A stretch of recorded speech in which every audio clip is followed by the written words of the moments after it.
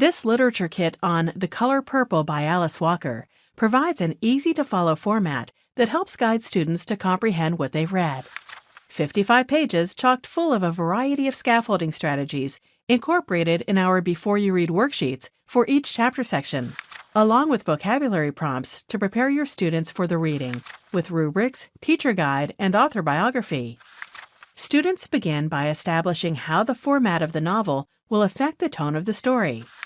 Describe the evidence Carrie and Kate provide that points to Annie Julia being a terrible wife. Discuss the differences in gender relationships from the novel to today. 6 additional writing tasks follow. Supplement an existing unit with in-depth writing tasks, such as writing a police report that details the events that took place between Sofia and the mayor.